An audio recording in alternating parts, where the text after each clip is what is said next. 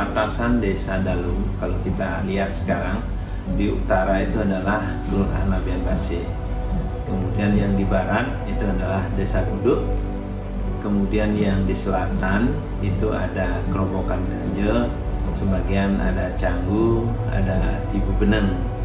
Kemudian yang di timur itu dengan Kelurahan Padang Sambian Kaje dan Pasar yang sudah punya. Kemudian ada Sempidi, Kelurahan Sempidinya. Jadi keseluruhan Desa Dalung terkait dengan luasnya itu sangat luas sekali, 16,75 hektar. Kemudian penduduknya itu adalah 28.884 jiwa dengan 6.000 sekian hektar. Nah, ini di Badung itu Dalung yang paling besar jumlah penduduknya. Kalau kita melihat kembali ke Desa Dalung, dulu Desa Dalung adalah terdiri dari 16 banjar, jadi 17 banjarata. Sekarang setelah adanya Dalung Permai yang sudah definitif lagi 7 banjar, jadi kita punya 23 banjar dinas. Banjar adatnya tetap 17 yang terdiri dari 3 desa adat. Desa adat Perangluih, kemudian Desa adat Dalung, kemudian Desa adat Tuke. Kalau kita melihat perkembangan dari Agaris itu menjadi desa pendidikan. Kenapa desa pendidikan? Perkembangan zaman itu dari PAUD sampai perguruan tinggi ada di Desa Dalung. Nah, berkembang karena Desa Dalung adalah penyangga ibu kota Mangupuro yang memang benar-benar Dalung sebagai pemukiman, sehingga sekarang Dalung menjadi perdagangan dan jasa.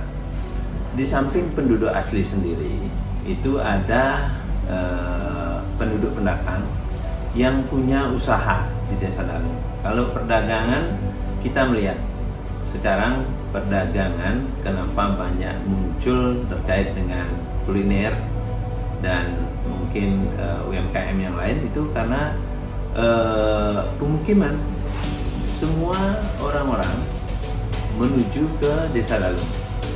Nah, makanya ada jasa sekarang karena banyaknya penduduk pendatang, ada jasa yang mereka pikirkan dari penduduk kita, dari penduduk pendatang yang memang benar-benar ingin menanamkan modal, membuat rumah kos, membuat villa.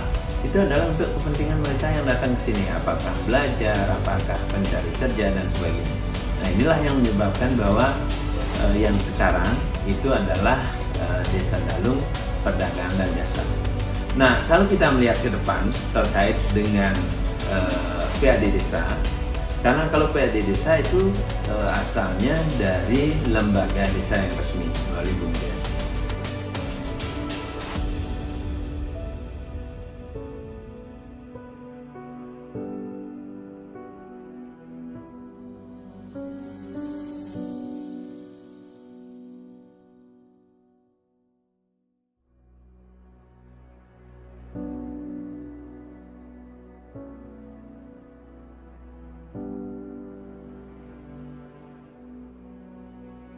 Terkait dengan inovasi Dalung, Desa Dalung yang akan bisa dimunculkan untuk pariwisata hanya berskala lokal.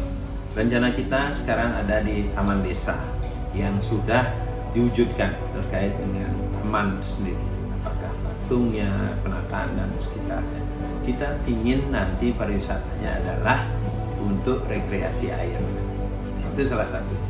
Karena kita punya wilayah Dalung itu sampai perbatasan Linggabuana, pura yang ada di Puspomadu. Yang puranya itu masuk ke Sempidi, ke Unui, Jembatan Unui. Yang di utaranya itu semua adalah Dalung. Makanya dari kantor DPRD yang di Wantilan itu ke barat turunnya adalah sungai yang tembusnya di Tukadiekpok ini. Sehingga rencana kita itu adalah membuat semacam rafting, tapi yang kecil, yang mini, mungkin dari ban mobil dan sebagainya, sehingga kita bisa untuk mewujudkan daripada pendapat asli desa melalui pariwisata masyarakat lokal yang sumber di bukan itu yang airnya. Jadi kita ingin nanti turun di sana, kemudian naiknya di Taman Desa, dan kita rencanakan program UMKM-nya itu adalah di Dam Indah. Itu ada balai pertemuan dari kelompok Dam Indah yang nanti akan kita gunakan untuk makannya mereka di sana, sehingga UMKM-nya di sana berkembang sama di dalamnya. Jadi ini yang kiat kita untuk ke depan, sehingga melalui pariwisata hanya kita bisa lakukan hal-hal terkait dengan inovasi yang memang benar-benar disediakan oleh alam yang berupa sungai yang sekarang.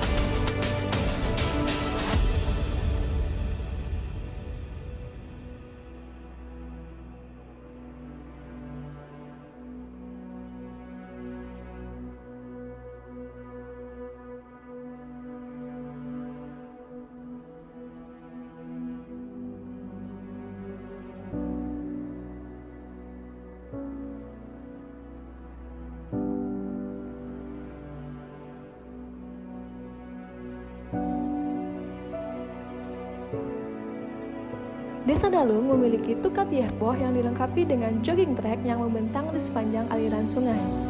Di sepanjang jalur jogging track ini, pengunjung dapat menikmati pemandangan sawah yang luas serta suasana yang sejuk dan asri di pagi hari. Banyak orang yang sering berolahraga di sini seperti jogging, berjalan santai, atau berjalan bersama hewan peliharaan sambil menikmati udara yang segar dan keindahan alam sekitar.